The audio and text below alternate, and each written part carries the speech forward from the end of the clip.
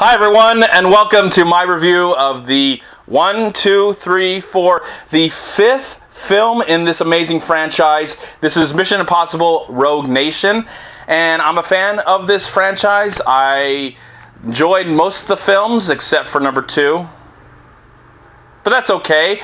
I haven't seen that film in 15 years, and I'd be willing to revisit Mission Impossible 2. I'd like to see if my opinion has changed. But 1 is fun, the plot doesn't really make any sense, but the action is great. 3, with J.J. Abrams as the director, just a really fun action movie, a great directorial debut from him. And then Ghost Protocol in 2011, Brad Bird directing for the first time, live action, and gives us the best of the series. So I had a lot of excitement and hope for this new one. This new one is directed by Christopher McQuarrie, who of course won an Oscar for writing Usual Suspects, and worked with Tom Cruise on Jack Reacher. I don't know if they're going to continue after this with Jack Reacher or Mission Impossible, but I'm assuming they had a really great time making that good film, and now they're working together on this one. Again, I had a lot of excitement. I went to the IMAX because I guess I read somewhere, I read wrong somewhere, that I thought there would be some scenes of the film shot in IMAX. Sadly, that wasn't the case, but I did see it in true IMAX. It had great sound and great picture quality. So what's this film about? Of course, Tom Cruise is back as Ethan Hunt. He's been playing this part since the beginning. This is his franchise. This is one of the major things we're going to remember Tom Cruise for, because he always likes to perform his own stunts. This time he's going to be hanging on a plane. We also have Simon Pegg, who I think has been a part of the last few films, Jeremy Renner, who's been a part of the last few films, and Vig Rhames, who I don't know for sure, but I think he's at least been a part of a few of the films, especially the first one. Alec Baldwin is in the film. We also have a very brand new young actress, beautiful young actress, played by Rebecca Fergenson. Don't know if I've ever seen her before in a film. I might have, but this might be her first starring role in a movie. The film involves intrigue and backstabbing. IMF is being taken down by the CIA, and then there's this thing called something secret of some kind. There's a lot of stuff going on.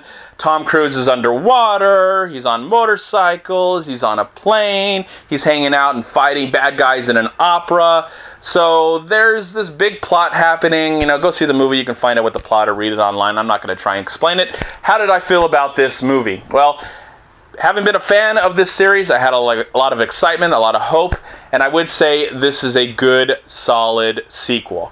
I don't think it is as special or exciting as the last film. I don't know if anything will top Ghost Protocol for me.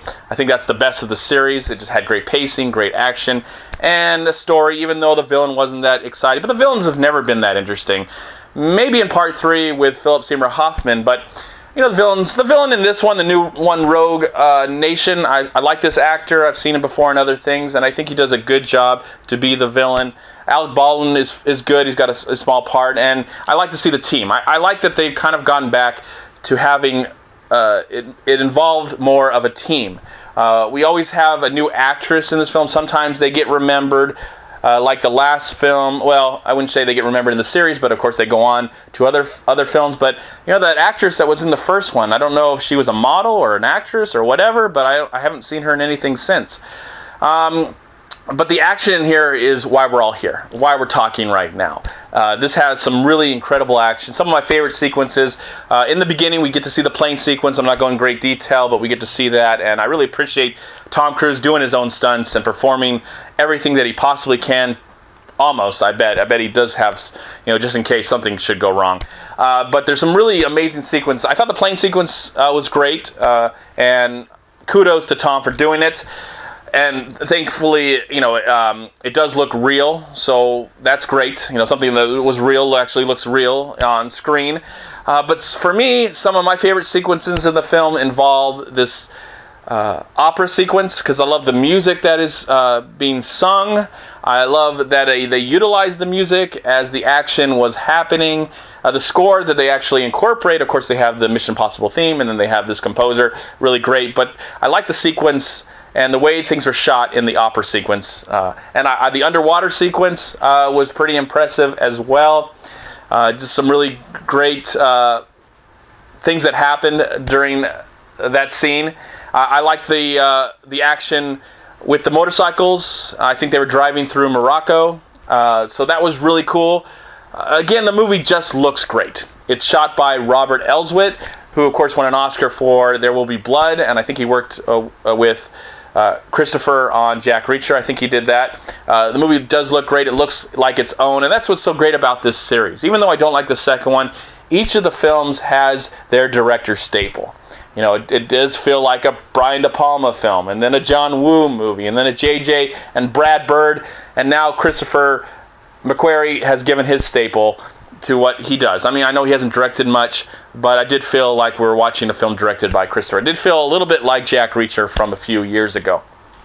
But this is a good, solid popcorn movie. I'm glad I saw it in IMAX. I do wish they utilized IMAX cameras throughout the film, because that screen is just so big, and I felt a little cheated that it didn't involve the whole screen.